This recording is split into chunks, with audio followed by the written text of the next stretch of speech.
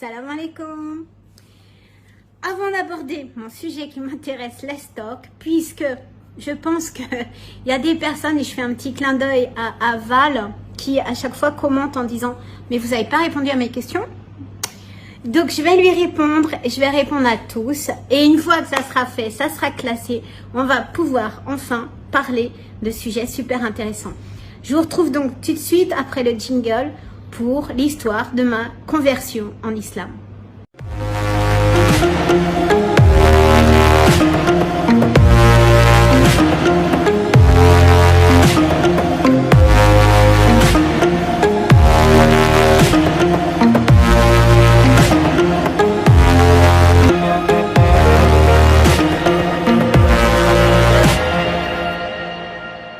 Donc ma longue histoire. Alors ma longue histoire, je sais que ça vous intéresse, ça peut, c'est peut-être pas, c'est pas une curiosité mal placée, je peux comprendre. J'aime beaucoup aussi entendre certaines histoires, et si ça peut également influencer dans le bon sens, ou en tout cas répondre à certaines questions, ce sera avec un grand plaisir. Donc je vais tout de suite commencer. J'ai Val qui me pose souvent, qui me dit oui mais vous n'avez pas répondu à mes questions. Donc Val, il n'y a pas de souci, je vais répondre à travers cette vidéo. Je vais vous raconter, alors peut-être pas tous les détails, parce que sinon on va y passer Noël comme on dit, mais en tout cas je vais essayer au maximum de vous faire partager mon histoire et que vous ennuyez pas. Donc alors pour commencer dès le début, je suis d'une famille catholique pratiquante, française, mes parents sont bretons. et ma maman était plutôt de sang bleu, donc d'où mon nom de Bourmançais. Mon nom complet, si vous voulez tout savoir de ma vie, c'est Fabienne Chauvin de Bourmançais. Donc ça donne un petit peu une idée, et du coup très française, très catholique et très bleu, blanc, rouge. Donc, comme quoi, vous allez voir, la vie, le destin est assez, quelquefois assez incroyable. Il faut jamais dire, il y a un proverbe comme ça qu'on dit, il faut jamais dire qu'on ne boira, fleuve, on ne boira jamais de son eau, je sais pas. Et en fait, c'est totalement vrai. Aujourd'hui, à l'instant X, vous ne pouvez absolument pas prédire ou dire ce que vous allez faire dans 10 ans. Si ça se trouve, vous n'allez même pas vivre dans le pays où vous êtes, vous n'allez pas... vous allez trouver un conjoint qui est à l'opposé de ce que vous pensiez. Enfin, en tout cas, pour moi, pour ma vie, c'est exactement ce qui s'est passé. Donc, je vous raconte. Du coup, j'ai été élevée en enfant unique, princesse, extrêmement gâtée. Alors, attention, je remets le contexte. Gâtée dans une famille franco-française. Ça ne veut pas dire gâté avec une guidance, avec de l'amour, etc. Ça veut dire gâté au niveau argent. Donc effectivement, j'étais très gâtée. Vacances, sport d'hiver, école privée, tout ce que vous avez besoin, tout ce que vous avez envie, grande maison, maison à la campagne, sport d'hiver chaque année, voilà, tout ce que vous avez envie, vous avez. Donc ça, c'est formidable. Mais souvent, il manque l'essentiel qui est l'amour et l'attention. Donc, j'étais très pratiquante, d'une famille catholique pratiquante. Donc, j'allais à l'église. Hein, ça, c'était clair et net tous les dimanches. J'ai fait mes communions, ce que j'ai parlé dans ma vidéo. Je racontais ma petite histoire. Et donc, j'ai fait ma communion, et la première obstacle à quoi je me suis confrontée, c'est je voulais être enfant de cœur. C'était mon truc. J'étais vraiment amenée dans la religion, et je voulais vraiment être enfant de cœur. Donc, c'est les enfants de cœur, c'est, pour ceux qui ne savent pas, c'est ceux qui servent dans l'église aux côtés du prêtre. Et malheureusement, dans mon cas, il n'y avait que les garçons qui pouvaient être enfants de cœur, et les filles ne pouvaient pas. Donc ça a été ma première chose. Alors attention, je vous vois dans vos commentaires venir en me disant « Ah, mais en islam aussi, il y a... » Oui, ok, c'est pas le sujet. Le sujet est les premières choses qui m'ont heurté. Ça aurait pu être en islam, en bouddhisme, en ce que vous voulez. Du coup, ça m'a un petit peu... Et ensuite, ça a été beaucoup plus au collège, où j'ai été vraiment collège privé de sœurs. Alors, c'était encore à l'époque. Il faut savoir que j'ai été élevée, donc on avait une maison, mais on avait aussi un... comment on peut appeler ça? C'est pas un manoir, c'est pas un château. Voilà, une grosse bâtisse bourgeoise qui était à des sœurs, à une communauté religieuse. Et j'étais tous les week-ends et les vacances dans cette communauté religieuse, dans ce manoir. Et j'étais pris vraiment sous l'aile des sœurs. Et j'ai un extrêmement bon souvenir. Elles me préparaient, alors c'était des cantines, vous savez pas des cantines, c'était une cuisine avec vraiment des grands réfectoires, avec les bols comme à l'époque. Enfin, c'était magique. Pour moi, c'était juste magique. Parce que il n'y avait pas la richesse. Ces sœurs-là, dans la communauté, elles font don, elles font vœu de pauvreté. Et justement, elles vous servent avec leur cœur. Et j'étais vraiment sous l'aile de la mère supérieure que je la suivais partout. Et elle me faisait du chocolat chaud. Enfin, c'était vraiment un très bon souvenir. Donc, j'ai vraiment un très bon souvenir de ces religieuses. Et ça confrontait ma foi, en tout cas. Mais là où ça s'est un peu gâté, et j'ai toujours d'ailleurs, des très bonnes relations avec cette communauté religieuse. Et où ça s'est un peu gâté, c'est l'arrivée au collège. Donc collège privé de sœurs, mais là c'était vraiment plus du tout la communauté religieuse que j'avais connue. Des sœurs qui frottaient les ongles alors c'était vraiment, c'est pas si loin que ça, mais c'était encore très strict. Le vernis à ongles, imaginez, était, j'ai pas 65 ans, hein, mais le vernis à ongles était interdit pour les filles, et donc les sœurs nous chopaient comme ça à l'entrée, et avec un couteau ou la lame d'un ciseau frottaient les ongles. Donc les filles hurlaient, pleuraient, enfin toutes sortes c'était vraiment de la maltraitance. On devait porter une blouse bleue qui était vraiment infâme. Il y avait le maître des lieux qui était le directeur, monsieur Levron, jusqu'à maintenant je m'en souviens, qui était juste une horreur. Et il y avait des enfants qui se suicidaient. Il y avait vraiment une maltraitance c'est un immense collège dans un château, et privé, hein, mais reconnu par l'État. Enfin voilà, c'était pas une secte, hein, c'était en ville, etc. Très bien coté, parce que c'était voilà la bourgeoisie du coin, toute la bourgeoisie de la ville qui était sur ce collège. Et mais il y avait une maltraitance incroyable, et il y a un enfant qui s'est vraiment jeté du haut du balcon devant moi. Enfin, c'était vraiment c'était choquant.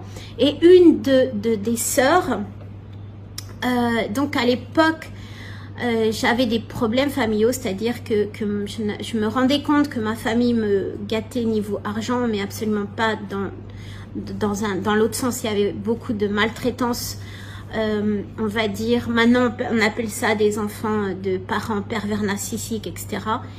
Et du coup, j'avais pris énormément de poids.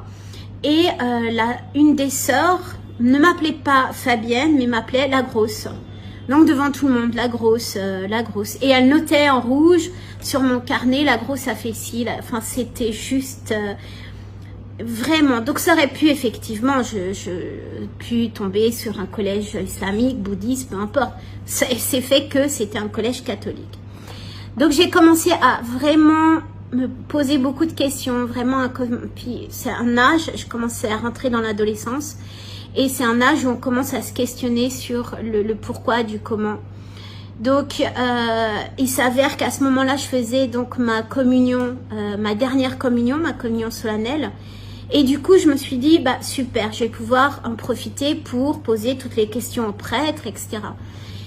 Et que ça soit dans mes cours de catéchèse quand j'étais plus petite, ou à ce moment de retraite spirituelle pour la grande communion, pour la communion solennelle, le prêtre s'entêtait à me dire, ma fille, les voies de Dieu sont impénétrables.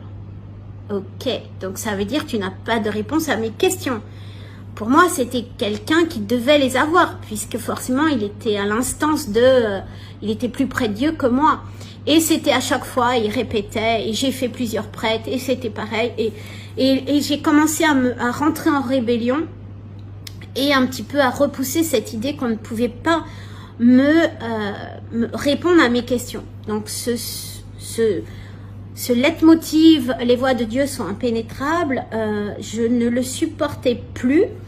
Et je refusais, je voulais avoir des réponses à mes questions, à des questions toutes bêtes. La question simple, par exemple, pourquoi Dieu a un fils? Comment il a pu engendrer? C'est quelque chose qui me paraissait un peu... donc qu'on m'explique, c'est pas un problème, mais qu'on m'explique. Ma fille, les voies de Dieu sont impénétrables. Ok, d'accord. Et qu'est-ce qui s'est passé à telle époque? Et pourquoi on traite les enfants avec ce niveau de perversité dans ce collège, et ceci et cela. Et à chaque fois, pardon, j'essaye de mettre ma caméra un peu plus haute pour que vous me voyez mieux. Enfin bref, donc je n'avais absolument pas je n'avais jamais de réponse à mes questions. Et du coup, il y a eu plusieurs choses comme ça qui ont fait que j'ai commencé non pas à douter de Dieu, mais à douter du catholicisme. J'ai fait des recherches, etc. Et ça me convenait plus. Vraiment, ça me convenait plus.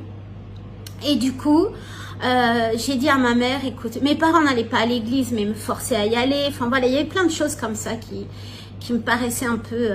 Et du coup, j'ai dit à mes parents, enfin surtout à ma mère, je lui ai dit, écoute, je fais cette dernière communion, je fais cette communion, mais ensuite c'est fini. Je ne veux plus entendre parler du catéchèse et de la religion catholique.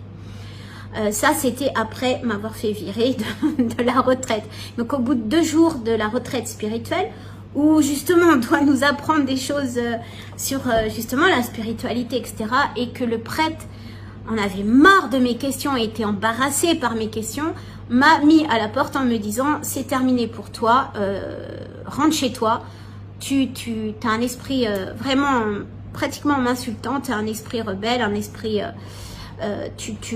voilà, tu mets un peu le bazar dans la retraite et tu reviens juste pour passer ta communion. Donc de là, c'est là que j'ai dit non, terminé pour moi. Du coup, à la sortie de l'église, j'ai enlevé mon aube. Hein, l'aube, c'est la robe blanche. J'ai enlevé mon aube. J'ai donné le cierge à ma mère et c'était fini pour moi. À partir de là, j'ai eu un petit peu une errance spirituelle parce que je me posais beaucoup de questions. J'avais toujours pas de réponse. Et je commençais un petit peu, j'avais ce mal-être surtout, un immense mal-être de mal-aimé, vraiment, j'avais des idées suicidaires, j'étais pourtant très très jeune, mais il y avait vraiment ce mal-être familial qui était là, qui était extrêmement pesant. J'étais pas bien non plus dans ce collège qui était extrêmement nocif, extrêmement... Enfin, vous voyez des enfants qui se suicident devant vous quand vous êtes déjà une enfant. Voilà, il y avait des maltraitances psychiques extrêmes. Et du coup, j'ai commencé à voir du côté obscur les sciences paranormales, voilà, les diseuses de cartes, les choses comme ça, un petit peu, les ténèbres, ça m'intéressait beaucoup. Les histoires de mort, de ressuscite, de djinns, enfin, j'étais vraiment plongée dans ça. À l'époque, donc nous, on habitait vers la Bretagne et je descendais vers le sud à Avignon parce qu'il y avait plein de choses comme ça, pas des sectes, des communautés qui pratiquaient du spiritisme, et vraiment, je sais pas comment, parce qu'à un moment donné, j'étais vraiment bien embriquée là-dedans. Mais je me posais, j'avais cette base quand même religieuse, et puis j'avais l'éducation. Donc, j'arrivais à me sortir de choses. Et donc, je regardais un petit peu. Il y a plein de petits détails, hein, je peux pas tout rentrer dans les détails, mais il y a plein de petites choses qui à chaque fois, au moment où j'allais plonger dans une situation, me retenaient. J'ai eu un accident, donc j'avais 17 ans, j'ai eu un accident très grave, donc où on m'a transportée à l'hôpital, mais voilà, je me vidais de mon sang, donc il n'y avait pas grand espoir. Et à ce moment-là, j'ai parlé à Dieu, parce que moi je croyais toujours en Dieu, et je me disais, mais ok, laisse-moi, et il faut que je découvre, enfin, je vais quitter cet univers de spiritualité morbide, etc. laisse-moi découvrir autre chose. Enfin, j'ai eu comme une communication. C'était très bref et j'ai pas repensé, je sais pas. Donc, il s'avère que in extremis, on me sauve à l'hôpital, donc je m'en sors. Et à partir de ce moment-là, a commencé alors je peux pas dire une aventure, a commencé en fait des rêves, des messages. Donc à partir, j'avais 17 ans. Et à partir de 17 ans, donc j'étais extrêmement mal. J'avais toujours ce poids, ce mal-être en moi, parce que mal aimé, parce que donc je n'étais plus scolarisée, je n'avais plus de repères, j'aurais pu faire n'importe quoi honnêtement. Je commençais à fumer, je commençais à boire, je commençais à aller dans les boîtes de nuit. J'essayais en fait d'oublier ou en tout cas d'enlever ce mal-être. C'était vraiment horrible. Je fréquentais des gens qui me dirigeaient plutôt, enfin continuaient à me diriger vers l'alcool, mais sans être ivre. Comme je vous dis, j'avais toujours quelque chose qui me retenait quand même. Mais les fêtes, les boîtes de nuit, enfin, il fallait que je m'enivre, il fallait que je m'enivre, je veux dire dans le sens, il fallait que j'oublie, il fallait que j'allège, hein. C'est comme quand vous prenez un cachet pour la tête, pour avoir moins mal à la tête, là c'était ça, il fallait que je... Et je me suis dit, bon ok, il y a d'autres religions, il faut que je regarde qu'est-ce qui se passe ailleurs. Donc je n'ai pas étudié parce qu'il faudrait des années, mais j'ai commencé à lire sur le judaïsme, à regarder un petit peu ce qui se passait au niveau judaïsme. Bon, j'ai commencé à regarder sur le bouddhisme, intéressant le bouddhisme, mais sans plus. J'ai commencé à regarder sur l'islam, le Coran, j'ai pris le Coran, la bibliothèque, tout ça, mais bon, pas plus non plus. Il n'y avait rien, il y avait quelque chose qui calait pas, qui clochait. Enfin, j'étais vraiment en mal-être. Donc en plus d'être en mal-être, j'étais raciste. Donc c'est-à-dire que j'étais vraiment franco-française et moi les Arabes, voilà, on me disait que c'était des sauvages et que en plus ils égorgeaient les moutons chez eux dans la baignoire et que ils avaient des harems. Enfin voilà, c'était franchement, voilà, j'étais entourée de blancs catholiques, élevés dans des écoles catholiques de blancs. Il n'y a absolument pas d'arabe. Je me souviens, il y avait une noire, une enfant noire où j'habitais, enfin dans tout mon environnement, et c'était, mais on la regardait comme si elle débarquait de je sais pas d'où. Enfin c'était et elle a dû vivre une vie misérable. On l'insultait, on la mettait de côté. Enfin voilà, je veux dire, je n'étais absolument pas un ange non plus de ce côté-là. Donc bien blanche, bien bleu, blanc, rouge quoi. Et donc j'avais ça, j'étais raciste, j'avais ce mal-être, j'avais l'argent, donc c'était facile pour moi d'avoir une voiture, dès que j'ai passé mon permis, d'aller dans les fêtes, dans les boîtes, d'avoir tout ce que je voulais, c'était pas le problème, mais j'étais très mal, j'étais très mal. Et une année, donc ça j'avais 17 ans, à 17 ans et demi, ouais c'est ça, à 17 ans et demi, donc on voyage hein, pas mal. J'ai eu 2 voyages. Je suis partie seule pour accompagner un groupe dans une association dans les montagnes, dans le Jura. Et la nuit, dans cette chambre, dans le Jura, il y a eu... Alors, je peux pas dire... Honnêtement, tous les propos que je vais vous dire dans cette vidéo ne tiennent qu'à moi. Je veux dire, je dis pas que c'est vrai. Je veux dire que c'est pas... Il n'y a rien de vérifié. Vous me croyez, vous me croyez pas. Voilà ce que je veux dire. C'est pas des choses que je peux prouver. Donc après c'est que ma parole et vous avez complètement le droit de douter ou de... D'accord, on est bien d'accord. Donc dans cette chambre, la nuit, je vois apparaître le prophète Jésus. Donc là je me dis waouh, attends, il faut que j'arrête les fêtes, il y a un gros souci. Et j'ai eu vraiment très peur parce que c'était voilà comme une fumée, comme bizarre, enfin un nuage, une fumée, mais vraiment je voyais en tout cas sa représentation comme on la représente dans l'église catholique. C'est vrai, c'est pas vrai, j'en sais rien. C'est comme ça que je l'ai vu.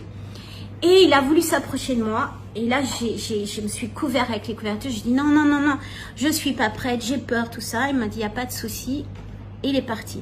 Je me suis dit waouh, alors si je commence à rêver de ça, enfin à voir des trucs, c'est pas bon pour moi. Et puis, j'en ai pas fait qu'un. Donc, il y a eu plein de petites choses comme ça. Hein. Je vous fais en gros vraiment les choses qui m'ont le plus marqué. La même année, on part en Espagne avec mes parents. Donc, on part un mois comme ça en Espagne, plage. Alors, pareil, je recommence mes délires. Plage, copains, copines, les fêtes. Et j'étais très arrogante. Extrêmement arrogante, prétentieuse. Voilà, j'étais là, française, franco-française, très belle, très jeune, très sûre d'elle, riche. Donc voilà, j'emmerde le reste du monde.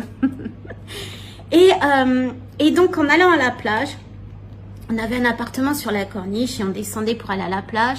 Et il y avait un espèce de arabe, un petit monsieur comme ça, vraiment âgé, d'un certain âge, qui vendait un ou deux tapis. Enfin, je sais pas trop ce qu'il faisait parce que je voyais pas comment il gagnait sa vie comme ça. Et il me regarde passer. Je me dis, waouh. Donc c'est vrai, ils sont sauvages, ils voient une blonde. Mais pas agressivement en fait, hein, si je veux être honnête. Il me regardait pas agressivement. Puis il était vraiment âgé, il était très âgé même. Donc je me dis, bon, c'est un Marocain qui, voilà, l'Espagne c'est juste à côté, ils vendent des tapis. Et il était assis sur la jetée avec son tapis, il attendait. Et je passe une journée, 2 journées, etc. Et pratiquement à la fin de mon séjour, il m'aborde. Et là, il me dit, tu veux un tapis, tout ça? Je lui dis, non. Et il me dit, écoute-moi bien, tu vas pas acheter un tapis, mais tu vas te convertir un jour. Et là, j'ai regardé, je me suis dit, ah ouais, d'accord, il est pas bien net. Hein. Et il me dit, tu vas changer ta vie et tu vas te convertir, ma fille. Et là, il me dit des choses un peu arabes, je n'ai pas compris. Moi, je sais pas pourquoi. Ce qu'il m'a dit, c'est pas les paroles, c'est son regard extrêmement bienveillant. Ces paroles, même encore maintenant, j'en ai encore les frissons. Des douces paroles, je veux dire, c'est pas « Hey, tu vas t'avertir ». C'était vraiment quelque chose, je sais pas. Le ton de sa voix, il y avait quelque chose de magnétique et vraiment extrêmement étrange. Et le lendemain, parce que ça m'a intriguée, j'ai pas dormi de la nuit, le lendemain matin, je le voyais tous les jours, hein. Donc le lendemain matin, je suis revenue et il était plus là. Là, je me suis dit, waouh, il est parti, bon, ok, là. Et je commence à faire mon petite enquête quand même et à demander. Et en fait, personne ne l'avait vu. Je vous dis pas que personne ne l'avait vu ce jour-là, c'est que personne ne l'avait jamais vu. Donc là, et là, ça m'a vraiment, jusqu'à maintenant, ça me fait des frissons. Je me suis dit, waouh, il y a un problème. Je vois une fumée qui ressemble à un prophète. Je vois, cet homme m'a parlé. Il m'a parlé. Il était comme vous et moi, il m'a parlé. Donc là, je me suis dit, enfin, faut vraiment que j'arrête les fêtes. Hein. Donc, ok, peut-être qu'il est passé inaperçu parce que personne ne le remarquait et voilà. Et bon, next, c'est pas bon, quoi. C'est pas bon. Il faut penser à autre chose, il faut faire autre chose. Et je suis toujours dans mon état d'esprit comme je suis. Donc, ça s'arrête là. Quelques jours plus tard, en fait, c'est une période de 2 ans, une période à peu près de 2 ans où vraiment ma vie a complètement basculé. À partir de l'âge de 17 ans, à partir de cet accident et mais même maintenant, ma vie a vraiment, vraiment changé. Mais c'est de 17 à 20 ans, ça a pris un tournant extrême. Et en fait, j'étais tellement mal, vraiment mal-être, mal aimée, que j'avais, alors c'est pas un ami imaginaire, mais j'avais à l'époque, je sais pas si vous êtes de mon époque, mais on avait des revues, parce qu'Internet n'existait pas, on avait une revue qui s'appelait, enfin moi j'étais abonnée à, c'était Pif et Paf ou un truc comme ça. Donc c'était comme un dessin animé, enfin moi j'adorais, j'attendais toutes les semaines de recevoir on recevait la revue par la poste, enfin, c'était quelque chose de waouh. Et ceux de mon époque vont comprendre. Et un jour dans ce Pif et Paf, il y avait à la fin, il y avait des petites annonces et il y avait voilà des correspondants. À l'époque, c'était correspondance, parce qu'on n'avait toujours pas internet ni de téléphone. Donc il y avait des correspondants et il y avait et c'était anonyme. Et du coup, j'ai commencé à correspondre avec une fille qui apparemment n'était pas en France. Et on a commencé à échanger. Et finalement, cette fille s'est avéré que ce n'était pas elle qui répondait. En fait, c'est son cousin qui recevait les lettres pour elle, pour lui donner. Et en fait, qui commençait à les lire parce que lui aussi était abonné à Pif et Paf. et on a commencé à lier une fraternelle amitié. C'était vraiment quelque chose de beau. Et cette personne, elle habitait où? En Algérie. Et il était musulman. Ça, je l'ai su qu'après. Et bon, tant qu'il ne parlait pas de l'islam et que je voyais pas qu'il était arabe, puisque non, c'était mon ami, il pouvait pas être arabe. Donc, mais j'avais besoin. Et on s'envoyait des tonnes et des tonnes de lettres. Et ça commençait à éveiller quelque chose en moi. Parce que tous ces événements, il faut savoir, tous ces événements cumulés, à la fin, obligatoirement, vous commencez à voir quelque chose, une petite ouverture dans votre esprit, ou je sais pas comment appeler ça, mais il y a quelque chose qui se passe. Il y a quelque chose qui se passe. La même année, mon père décide de nous emmener je vous dis dans le mille, en Tunisie. Donc là, c'est absolument un énorme choc pour ma mère et moi. Parce que aller dans un pays de sauvages où il n'y a pas de blanc, ils vont nous voler, nous violer, nous mettre dans un harem, enfin bref. Donc hors de question qu'on aille en Tunisie. Mon père est inflexible, il n'a jamais été inflexible de sa vie. Il a toujours fait tous les caprices de ma mère ou de moi, enfin bref. Et ce jour-là, pourquoi? Il veut aller en Tunisie, il a une possibilité d'y aller, il veut y aller. Donc là, ma mère au final, bon, elle crie, elle pleure, on va kidnapper ma fille, voilà, tu te rends compte, on va la mettre dans un harem et tout. Et bon, malin, on se retrouve en Tunisie à débarquer. Là, on débarque à l'aéroport et là, pour moi, c'est le choc énorme. Imaginez une petite nana blonde avec le petit haut top, le short, j'étais un petit peu plus mince à l'époque, jeune, etc., qui débarque d'un aéroport bondé de Tunisiens qui vous fait gazelle, gazelle, gazelle, qui essaye de vous toucher, Je me suis dit, mais on est atterri où? C'est pas possible. Là, c'est l'horreur. Mais une horreur pour moi, ça confirme mes doutes. Et on passe 3 mois comme ça, et je dis à ma mère, je peux pas, je pleurais, c'était une horreur, je pouvais pas vivre dans un pays pareil. Donc on était dans un campagne très privilégié, avec jardinier, c'était magnifique, avec une magnifique piscine, bord de la plage, enfin, non, il y avait, mais les employés me regardaient, si j'allais au souk, c'était une horreur, enfin non, je pouvais pas, quoi, non. Donc au bout de 3 mois, je dis à ma mère, je rentre en France, je peux pas rester dans un pays pareil, c'est un pays de sauvages, c'est hors de question, ça me fait vraiment peur, je peux pas, blablabla. Je rentre en France, donc seule, et ne me demandez pas pourquoi, comment. Au bout de quelques semaines en France, il y a eu quelque chose qui m'a dit « Tu dois retourner en Tunisie ». Mais une force, vous ne pouvez pas imaginer. Quelque chose qui, comme un aimant, qui vous attraque, qui vous oblige. C'est une obligation, alors que je détestais, que j'avais vraiment, c'était une horreur pour moi de ce pays. Et il y a eu quelque chose, une force, mais vraiment. Et donc je suis retournée. Parce que je n'ai pas pu faire autrement. Donc je reprends l'avion, je retourne en Tunisie et là, je découvre autre chose. Je me lie d'amitié avec, en fait, les hommes, les sauvages, donc qui avaient mon âge, qui avaient 20, 25, souvent c'était du personnel. Ou ils commencent, alors, ils m'embêtent, gazelle, gazelle, gazelle, machin. Et il y en a un qui me prend d'amitié, il me dit, écoute, voilà, tu dois dire, je vais pas le répéter ici, quelques gros mots, il m'a appris quelques mots bien pensés en tunisien, en arabe, il m'a dit, tu dis ça, tu verras, tu seras tranquille. Et du coup, je me dis, je sais pas, je me suis même pas posé la question. Et donc, je commence à répondre à ces gazelles, gna gna gna gna. Déjà, à plus forcément me balader vraiment très très court. Et je leur sors ça. Et là, les hommes enfin les jeunes sont assez choqués.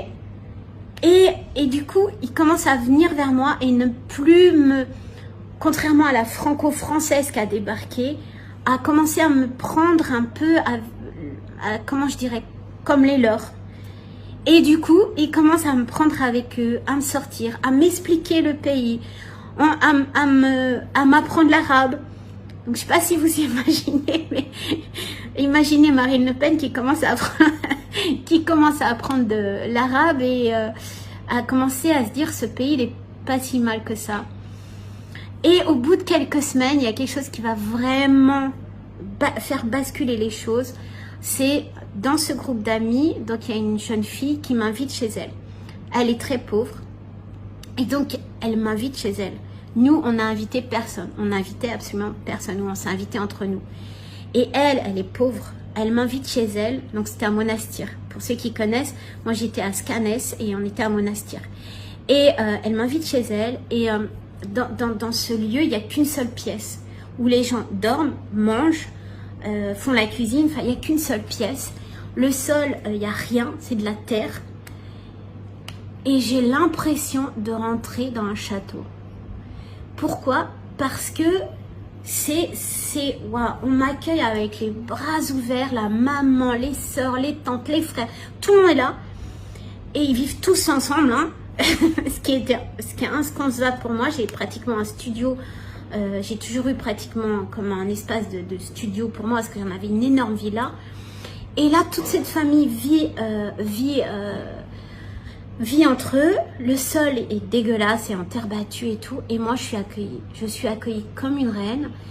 On mange tous ensemble autour de la table. Il y a un énorme couscous, j'adore.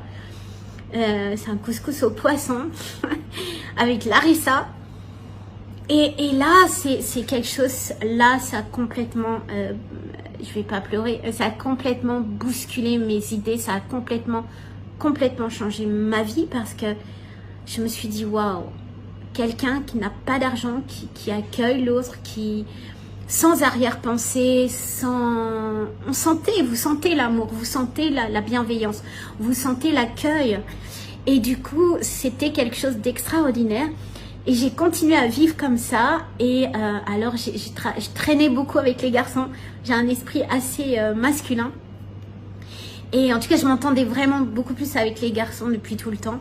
Et du coup, je traînais avec les garçons. Donc, alors, ça a fait rigoler certains. Il y avait vous savez, là, comment on appelle ça, les 4x4 bâches. Comment on appelle ça? Vous allez sûrement me le dire en commentaire. Mais voilà, les voitures à la tunisienne où il y a juste des sièges devant et derrière, en fait, c'est vide, quoi, pour transporter du matériel et tout. Et donc, ils me mettaient derrière sous une couverture parce qu'on allait manger un truc extrêmement magique. Mais plus que n'importe quel restaurant étoilé, c'était le Lablabi. Donc les Tunisiens qui m'écoutent vont rigoler, mais c'est jusqu'à maintenant je mange le Lablabi. C'est quelque chose, c'est un plat, c'est juste extraordinaire. Pour moi, le Lablabi, c'est resté un plat extraordinaire, le meilleur au monde. Et quand je suis vraiment pas bien dans la vie, je me fais un Lablabi. La première chose que j'ai dû manger en arrivant au Qatar, c'est un Lablabi dans un resto tunisien. Donc c'est vraiment, mais on était à Scanès, c'est un petit village. C'est entre Monastir et Sousse, et les femmes ne vont pas manger dans les espèces de petits boui-boui, le Lablabi, donc ils me cachaient derrière et on mangeait comme ça. Mais c'est les plus beaux souvenirs que j'ai jamais eu. C'était fantastique, fantastique. Ça n'empêche pas que j'avais toujours mes casseroles derrière, mon mal-être, etc. C'était, voilà, j'avais toujours quand même quelque chose qui était lourd, vraiment lourd à porter depuis mon enfance. Il faut savoir que j'étais pas une enfant désirée. Mes parents ne voulaient absolument pas de moi. J'étais un accident. Ils me l'ont répété toute ma vie que j'étais un accident. Donc avec ça, on grandit bien en fait. C'est bien, on se fait des... Et du coup, j'avais toujours ce mal-être. Et on m'a toujours fait sentir que je n'étais pas désirée dans la famille et blablabla. Donc vous voyez un peu le truc. Et donc un soir, j'étais vraiment au plus mal. J'étais vraiment très mal et c'est la première fois que je parle ça en public. Hein. C'est pas facile pour moi. Et du coup, et je vais surtout pas pleurer, je vais pas être dans l'émotion. Il faut que je vous raconte calmement les choses, mais c'est pas évident. Mon mari sait cette histoire. Je sais même pas si mes enfants savent cette histoire. Je dois avoir mon ami, mon frère algérien justement qui est décédé, qui savait cette histoire, et je crois qu'il n'y a que mon mari. Donc voilà, c'est assez, il y a vraiment très peu de personnes qui connaissent. Donc un soir, j'étais vraiment très mal. J'avais un petit ami tunisien à l'époque, qui était une magnifique histoire d'amour, vraiment. Ma première histoire d'amour est vraiment magnifique. Mais c'était extrêmement passionnel. Donc on se chamaillait, on se disputait beaucoup. Et un jour, ça a été le jour de trop. On s'est vraiment bataillé. J'avais cette rancœur de la vie, ce mal-être, etc. Et donc du coup, je vais sur la plage et je me dis, la vie n'a aucun sens. Il y a pas de sens à la vie. Voilà, c'est pas que j'ai envie de mourir, mais pourquoi ? Et du coup, je vais sur la plage, je m'assois sur le sable. Il n'y avait personne, c'était désert. Et le ciel était magnifique, pleine lune, enfin voilà, conditions. C'était pas en été, c'était au mois de décembre, donc le ciel dégagé, il y avait des conditions normales, pas pluvieuses ni quoi que ce soit. Et je suis dans mes pensées, et là, tout d'un coup, je vous promets que c'est vrai. Encore une fois, ça ne regarde que moi, mes propos. Vous n'êtes absolument pas, vous n'êtes pas obligé d'adhérer du tout. Voilà, je ne peux pas le prouver, mais je vous raconte. Et donc, je m'assois et au bout d'un certain moment, il y a eu un énorme bruit, mais un bruit terrifiant, mais vraiment terrifiant. Qui vous glace le sang, je sais pas, vous voyez un orage, vous voyez un éclair quand la foudre tombe, c'est 1/10 du bruit, c'est quelque chose. Et là je me suis dit, oh, la terre est en train de s'effondrer, qu'est-ce qui se passe? Et là, vraiment, devant moi, le ciel s'est carrément écarté. J'étais pas sous un... Non, le ciel s'est écarté, je vous promets, le ciel s'est écarté, la lune a disparu, le ciel est écarté, mais pas à fond, hein, juste voilà une fissure avec un bruit, mais vraiment j'en ai encore peur. Et là le ciel s'est un peu écarté et il y a eu un faisceau de lumière, mais intense, extrêmement intense, quelque chose qui vous transperce, qui est venu sur moi. Et là il y a quelqu'un qui m'a parlé, il y a une voix d'homme, mais qui faisait trembler la terre, une voix d'homme extrêmement forte, mais toute la Tunisie l'a entendue. Je veux dire, c'est impossible, toute la Tunisie devait entendre cette voix. Et je me suis dit, ils vont tous débarquer ici. Et moi j'étais scotchée sur la plage comme ça, et je pouvais même plus bouger, j'étais pétrifiée, honnêtement, j'étais vraiment pétrifiée. Et la voix m'a fait un serment, c'était pas du tout, ah ma chérie, ça va bien? Là, c'était vraiment, mais un serment du fait que qu'est-ce que tu fais de ta vie, qu'est-ce que tu attends, pourquoi tu n'es pas heureuse, et si et ça, enfin c'était long et court en même temps, mais ça me disait des choses, mon Dieu, mais c'était juste, je pouvais absolument pas répondre, réagir, partir en courant. J'étais pétrifiée. J'étais sans voix, pétrifiée. Ça, ce truc sur moi, et la voix qui... C'est pas une voix qui hurle, c'est le timbre extrêmement fort de la voix qui me parle. Et au moment où la voix, elle repart comme ça dans le ciel avec ces lumières, et chloum, ça se referme, je vous jure, c'est vrai, à ce moment-là, vous me croyez ou pas, mais à ce moment-là, il y a eu quelque chose ici, hein, il y a eu quelque chose qui... Alors, je compare ça à une pierre, parce que ça a été vraiment la sensation. Une espèce de pierre qui part avec, mais un truc lourd, extrêmement lourd, je sais pas, 80 kilos. une pierre dense, dure, lourde, qui s'échappe de vous. Et ça m'a échappé, c'est parti. Mais en quelques secondes. Et je suis restée pétrifiée comme ça, je me suis dit, oh, je dois avoir quelque chose d'ouvert ici. Tout le monde doit être mort ou terrifié de la voix. Il y a eu un tremblement de terre. Enfin, plein de choses se passaient dans ma tête, mais j'étais incapable de réagir. Et je regarde, je sais même à peine regarder le ciel, tout redevenait normal. Et là, mes amis, et dont mon petit ami, arrivent en courant vers moi. Et je leur dis, vous avez vu, vous avez peur et tout ça. Et là, ils me regardent, ils me disent, hein? Et ils me disent, mais t'es malade? Ils me disent, ça fait des heures qu'on te cherche, ça fait des heures qu'on te cherche partout, qu'on appelle, qu'on cherche et tout. Et en fait, ça faisait des heures que ça se passait. Ça faisait que quelques secondes. Il y avait cette différence, et c'est comme si c'était hier encore, il y a eu une différence temporelle énorme entre la vitesse que ça s'est passé et le temps qui me recherchait et qui me cherchait partout. C'était assez hallucinant. Et là, je commence à reprendre un peu mes esprits, à voir que le ciel n'a pas bougé. Et je leur dis, mais vous avez entendu, vous avez vu, qu'est-ce qui s'est passé, blablabla. Et là, ils ont eu très peur pour ma santé mentale. Honnêtement, ils étaient jeunes, hein. Donc, on était tous très jeunes. Et là, ils me regardent, ils me disent, mais tu vas bien, tu te sens bien. Il n'y a pas eu de tremblement de terre, il n'y a pas eu de voix, il y a rien. Tout est normal, il n'y a même pas eu de pluie, enfin, il n'y a rien. Il n'y a pas eu d'orage, il n'y a absolument rien. Et là, j'ai commencé à réaliser, je me suis dit, il y a un truc qui se passe qui n'est pas normal. Donc, évidemment que je me suis tue, je vous dis jusqu'à maintenant, parce que, voilà. Et, mais je me sentais super légère, en fait.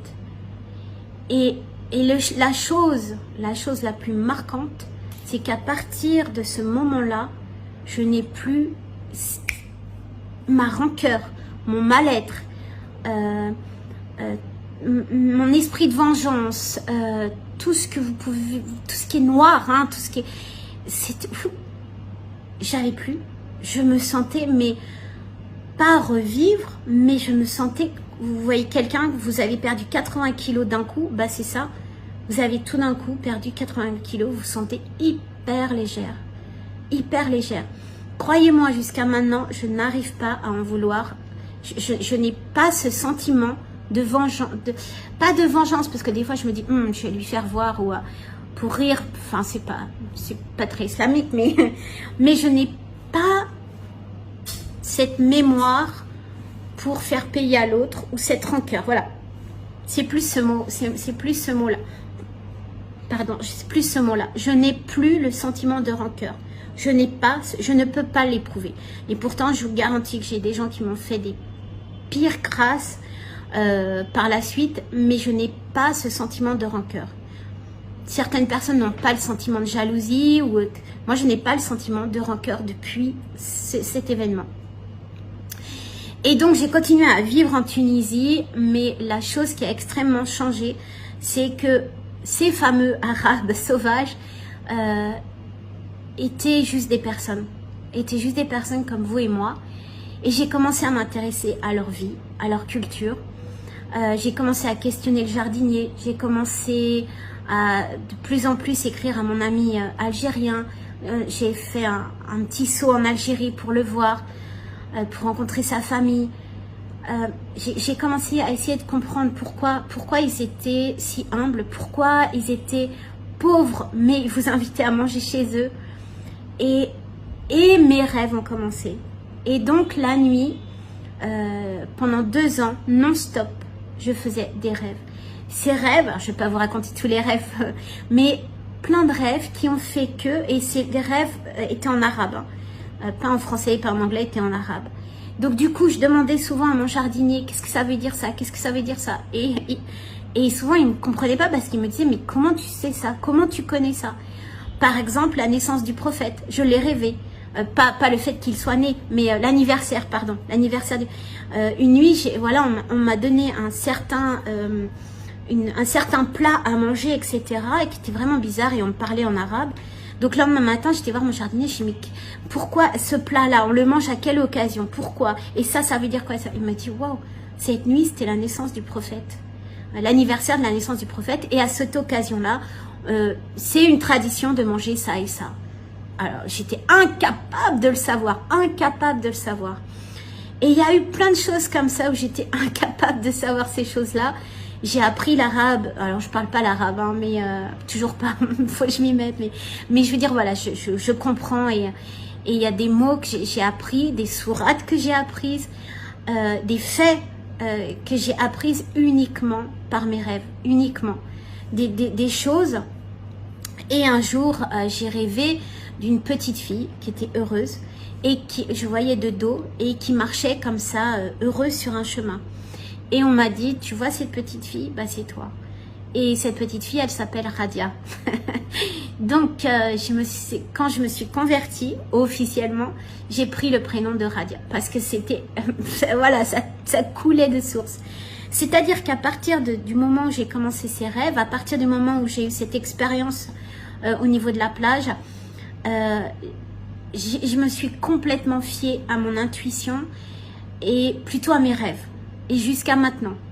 Et quand je reçois des messages entre parenthèses dans mes rêves, je doute pas. C'est ok, c'est ça, point.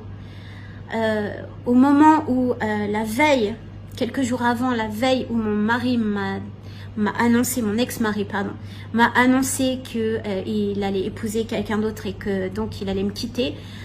Quelques jours avant, on m'avait préparé à ça. C'est extraordinaire, hein. On m'avait préparé alors qu'il n'y avait rien qui pouvait indiquer. On était mariés, voilà, il n'y avait rien, on n'avait aucun problème, ni d'argent, ni de quoi que ce soit. On avait 2 beaux enfants, on n'avait pas de dispute, on avait des relations normales de couple. Enfin, il n'y avait rien qui indiquait quoi que ce soit. Et un soir dans mon rêve, on m'a montré une femme et on m'a dit, écoute, prépare-toi, ça va être extrêmement dur. Tu vas avoir beaucoup d'épreuves, mais ton mari va t'annoncer ça. Voilà telle femme, voilà. Je savais tout le curriculum. Et quand mon mari me l'a annoncé, ça a été quand même une bombe pour moi parce que, waouh, c'était, voilà, même si j'étais préparée, entre parenthèses, et je lui ai dit, attends, ne me dis pas, il y a ça. Et il était, waouh. Lui, il connaissait un peu parce que je faisais des rêves, mais il savait que je faisais des rêves, mais... Et toute ma vie, enfin, je reste avec ces rêves. Je ne doute absolument pas de mes rêves parce qu'à chaque fois, ça s'est prouvé que c'était vrai. Donc voilà, ça a duré quelques temps. Et je suis rentrée en France. Il fallait bien qu'on rentre en France un jour ou l'autre. Ça a été vraiment un gros chagrin pour moi de quitter la Tunisie. Parce que c'était vraiment, et c'est toujours vraiment, j'ai gardé ce pays vraiment, c'était ma renaissance, c'est tout pour moi. Et du coup, donc on est rentré en France, mais pour moi les choses avaient complètement, ça n'avait plus rien à voir. Donc je suis allée à la mosquée de Paris, puisqu'à l'époque dans ma ville il n'y avait pas de mosquée. Je suis allée à la mosquée de Paris et je suis tombée sur un imam, un vieux Marocain, qui a été extraordinaire avec moi, qui n'a pas sauté sur l'occasion pour me convertir, machin truc. Il m'a dit, écoute ma fille, alors tu vas lire ça, tu vas faire ci, tu vas faire ça. Ok, mais on se convertit comment? Moi je veux le papier où je suis convertie. Ok, ok, Inch'Allah, d'abord s'il te plaît, apprends ça, apprends ci. Et il m'a fait traîner 2 ans. Et je le remercie tous les jours. Et il m'a fait traîner 2 ans. Et moi, j'étais comme une folle parce que, bon, ok, son livre, je l'ai lu. Ok, bon, next. Ok, tu vas lire ça et ça maintenant. Ok, ça y est, c'est bon, je l'ai lu. Next. Et il m'a fait traîner 2 ans pour vraiment... Alors, non pas pour me faire du brainwash, pour me convertir, comme on dit, me faire un lavage de cerveau sur l'islam, parce que la première année, c'était pas sur l'islam. Contrairement à ce que certains vont pouvoir penser, la première année, il m'a fait réapprendre en tout cas, les bases du catholicisme, les bases du judaïsme, l'histoire des religions, l'histoire du monothéisme, etc., etc. Et moi, je me suis dit, waouh, ok, je veux être musulmane. Allez, on y va vite. Je suis déjà d'un tempérament assez impulsif. Je lui dis non, mais moi je veux me convertir. Comment on fait pour être converti? Enfin, mais Et à un moment donné, je me disais, c'est pas possible. Être musulmane, on peut le faire que par naissance, parce qu'il y a, c'est comment on fait, quoi. Comment on fait, je sais pas, tout d'un coup, on se coupe un doigt, ça y est. Enfin, j'avais aucune idée, c'était... Et en France, on avait peu de convertis à l'époque.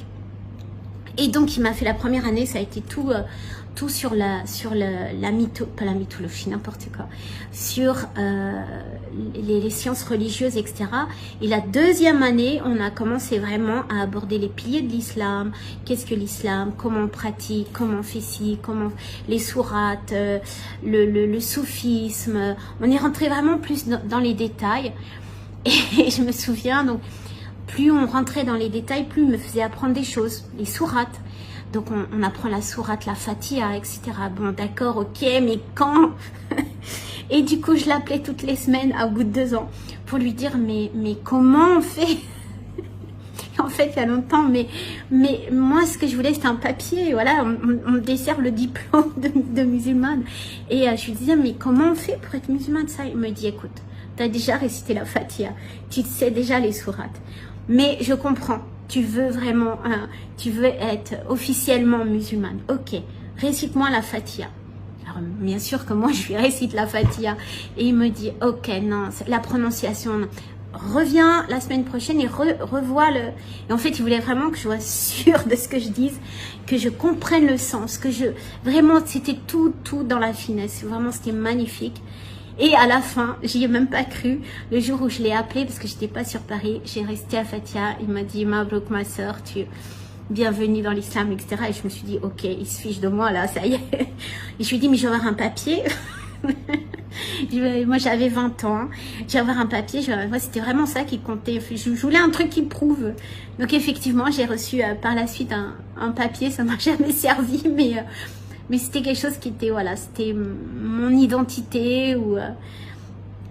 Et du coup, voilà. Et l'histoire s'est pas arrêtée là. Mais je ne vais pas vous raconter tout. Hein. Mais l'histoire ne s'est pas arrêtée là. J'ai eu plein de choses qui se sont passées où l'islam a joué un rôle mais prépondérant. Et que si, notamment quand j'ai vraiment... lors de mon divorce, hein, et que si j'avais pas eu cette guidance, ces barrières, je vous répète que j'étais élevée dans la totale liberté, fais ce que tu veux, où tu veux, aucune guidance, rien, tout en ayant une éducation bourgeoise, mais en même temps très libre, à la française.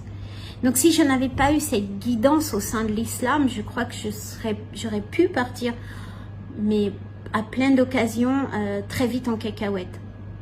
Parce qu'il faut savoir que l'environnement est très important. Et quand vous êtes dans un environnement qui est libre ou avec des gens qui vous entourent, qui sont libres, attention, je veux dire peut-être pas dans le bon sens du terme, c'est-à-dire des gens qui sont, voilà, qui n'ont pas forcément de pudeur, de connaissance, et du coup, tout l'islam m'a vraiment guidée. Et alors... Je suis sûre, il y a plein de détails que je vais dire, ah, j'aurais dû leur dire, j'ai oublié, etc.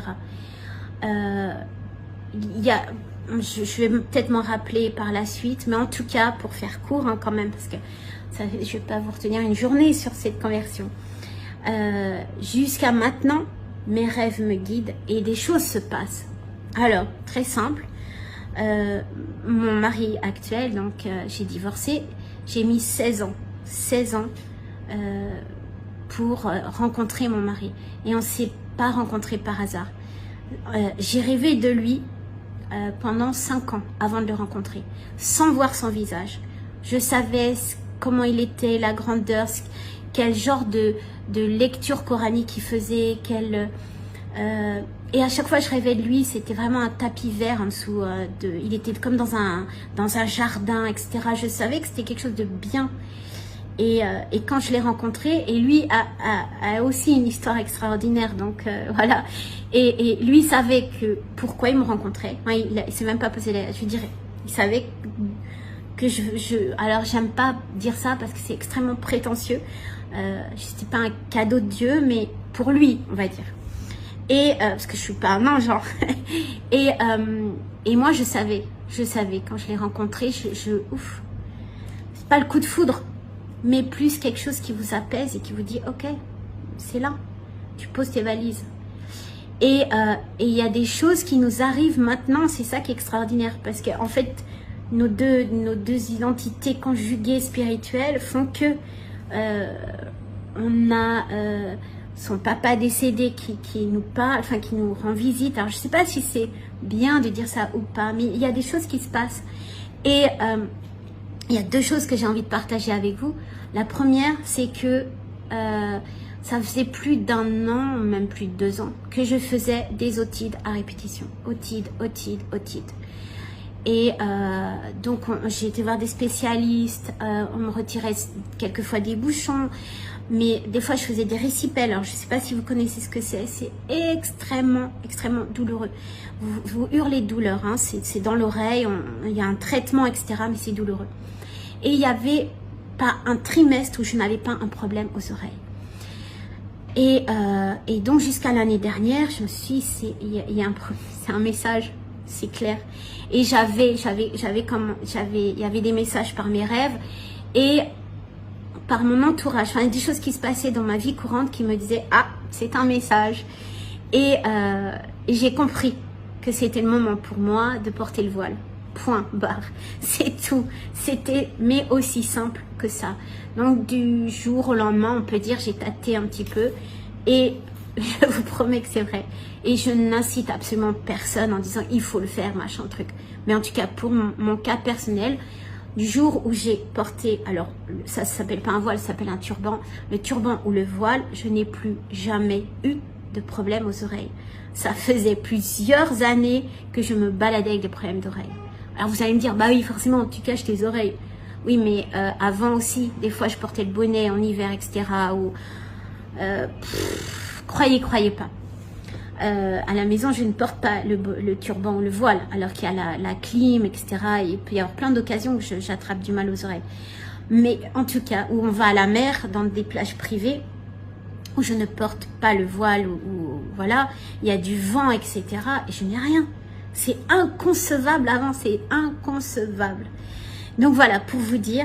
Et une autre chose qui nous est arrivée en Inde, on était en voyage avec mon mari. On venait de se marier. Donc je ne sais pas si vous voyez les choses. On a un passé chacun de notre côté. Ce qui est normal, on a un certain âge. Donc on a un passé, on n'est pas des anges. Et en fait, on est arrivé en Inde, donc une semaine après notre mariage.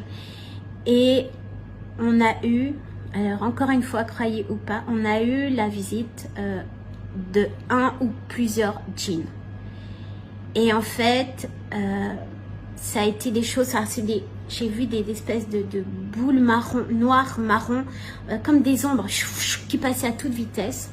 Ça me faisait vraiment peur, j'étais seule à la maison.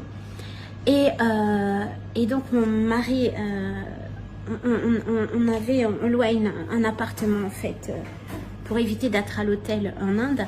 Et mon mari revient de l'office, enfin, il a des bureaux là-bas. Et je suis un peu émue à dire ça parce que c'était quoi, il y a 2 ans.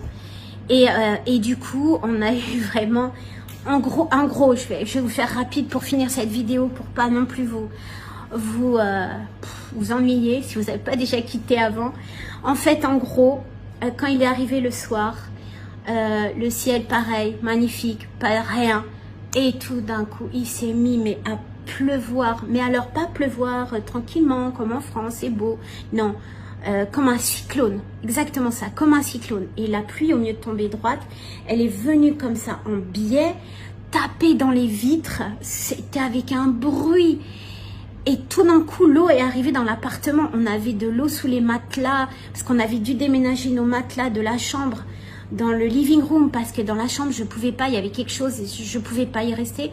Et la clim de la chambre, mais c'est pas un film d'horreur, c'est vrai, la clim de la chambre s'est éteinte. Donc, je ne sais pas si vous voyez, en Inde, c'est comme au Qatar, il fait super chaud. Si vous n'avez pas la clim, vous étouffez. Donc, la clim de la chambre s'est éteinte. On est obligé de tirer le matelas jusque dans le living room.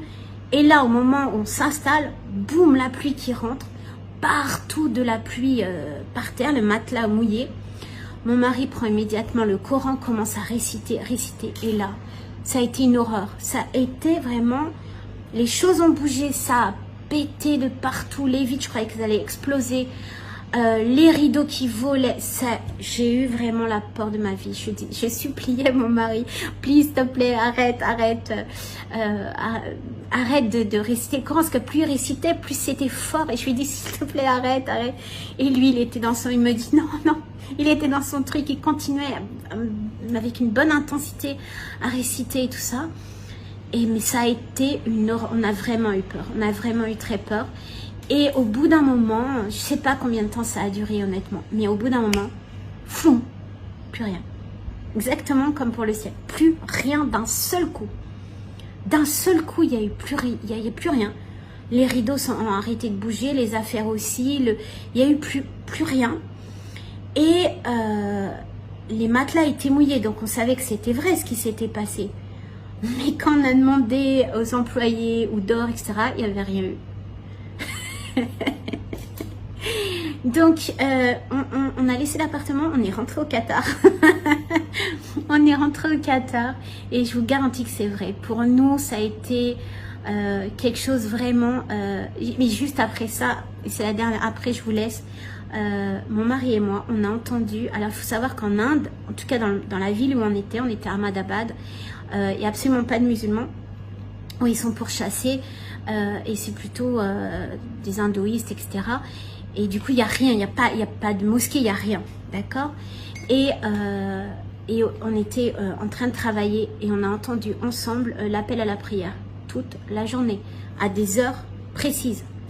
Et on s'est regardé et au début, je l'entends et je dis rien. Je me dis, il va me prendre vraiment à la fin pour une folle avec toutes mes histoires. Donc on est de se marier, je vous rappelle, il fallait pas que je le perde déjà quand même. Donc je dis rien. Et lui avait la même chose de son côté. Donc il voulait pas me dire non plus. Bon, ok, ça passe la journée comme ça. Le lendemain, rebolote. Et au moment où on entend l'appel de la prière, on se regarde. Et là, on a compris qu'en fait, on l'entendait tous les deux. Alors qu'on a cherché dans tous les étages, on a cherché partout, les téléphones, etc. Personne n'avait rien. On est rentré au Qatar. On est rentré au Qatar. On a laissé l'appartement. On n'est plus jamais retourné en Inde. Non, je plaisante. On ne pouvait pas y retourner à cause du Covid. Mais je veux dire, ça a été une expérience assez extraordinaire. Et voilà. Et j'espère que j'ai pas été trop lourde, j'ai pas été trop longue dans la description de cette conversion. C'est pas mon but. Je suis sûre que j'ai oublié plein de détails. Il y a plein de choses qui se sont passées. Une conversion, on peut pas la raccourcir comme ça même en 1 heure. Mais en tout cas, vraiment, je vous souhaite du fond du cœur les choses que j'ai pu vivre, ou en tout cas l'amour, et l'amour au sens noble, pas l'amour physique, l'amour comment je veux dire, charnel ou amoureuse, ou parce que ça c'est éphémère, mais l'amour de la vie dans le sens juste aimer être en vie, alhamdoulilah, et vraiment, et regardez la chose qui se passe maintenant, l'heure que je fais cette vidéo. Ça fait des semaines, pas des jours, ça fait des semaines que je cherche au Qatar le meilleur spot pour tourner cette vidéo. Je me suis dit, je vais la tourner parce qu'on a j'adore, une très belle mosquée ici à Doha. Il y en a plein, mais j'en ai une en préférence, qui est magnifique, qui a une spiritualité que j'adore. Fermée pour Covid, pour les femmes. Je dis, c'est pas possible, juste au moment où je veux tourner la vidéo. Ok,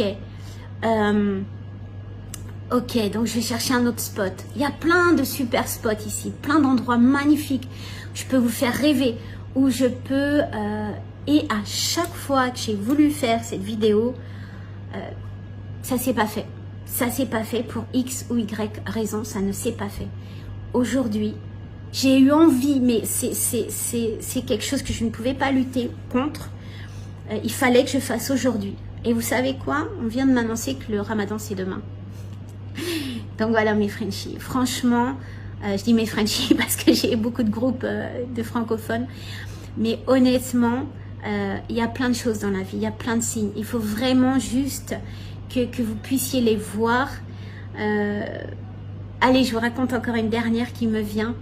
On dirait une grand-mère qui a ses petits-enfants et qui raconte sa vie. Mon mari et moi, donc quand on s'est rencontrés, au bout de 3 mois, on s'est dit, bon, on s'est rencontrés dans le cadre amitié, travail, c'était un peu, c'est un peu, voilà. Et au bout de 3 mois, on s'est dit, s'il y a une attirance physique, c'était pas le cas. C'était une attirance vraiment spirituelle, intellectuelle. Mais donc il est pratiquant, moi aussi, donc aucune, voilà, aucune, comment dirais-je, on ne flirtait pas ensemble, mais le fait qu'on soit ensemble, vous savez ce qu'on dit, en tout cas pour ceux qui sont croyants, je veux dire, je juge personne, mais quand on dit que 2 personnes du sexe opposé sont ensemble, le 3e est Shaitan. Et du coup, on s'est dit, il faut qu'on se protège, il faut qu'on voit, il faudrait peut-être, au bout de 3 mois, on a le temps, on va voir, ok. Et donc, on va souvent à la mosquée, et un jour, on se rend à la mosquée de notre quartier, et au moment d'entrer dans la mosquée, non, c'était ça. On va à la mosquée, donc à celle que j'aime, hein, la grande mosquée, qu'il adore aussi. Il perd sa montre au dernier moment. Les clés, pardon. Il perd ses clés au dernier moment. On cherche les clés, on ne retrouve pas les clés, ok. Donc, du coup, on part à la mosquée en retard, on arrive en retard, la mosquée, c'est fini, fermée, ok. Donc, on s'est dit, ok, c'est pas grave, on va revenir sur la mosquée de notre quartier, on va prier dans notre quartier, au moins, on est juste à côté. Donc, on file, la mosquée reste tout le temps ouverte. Au Qatar, les mosquées sont tout le temps ouvertes, sauf la grande mosquée pour la prière du vendredi où ils ferment juste un laps de temps. Donc on arrive et là on veut ouvrir et les portes restent fermées. Je vous promets que c'est vrai. Et là on est restés tous les deux, moi sur la poignée des femmes, lui chez les hommes, on était ok. Et là, pour nous en tout cas, on nous refuse l'entrée dans l'islam, on nous refuse notre entrée au paradis, entre parenthèses, on nous refuse l'entrée, l'occasion de prier. Ok, on s'est mariés de suite. Donc voilà mes Frenchies. En tout cas, mes Frenchies, je vous dis mes Frenchies parce que, encore une fois, j'ai des groupes. J'espère que j'ai vraiment pas été très longue. Et maintenant que j'espère avoir répondu à vos questions, n'hésitez pas à m'en poser en commentaire, surtout Val. Et en tout cas, maintenant, je vais pouvoir faire des vidéos sur les sujets qui nous intéressent, justement sur Let's Talk. Et on va voir un petit peu ce qui se passe en France ou ailleurs, et les choses sur le féminisme, etc. Où j'ai vraiment envie d'aborder ça avec vous. Merci, un grand merci pour votre écoute. J'espère que j'ai pas été trop ennuyeuse. Un grand merci et plein de belles choses pour ce Ramadan.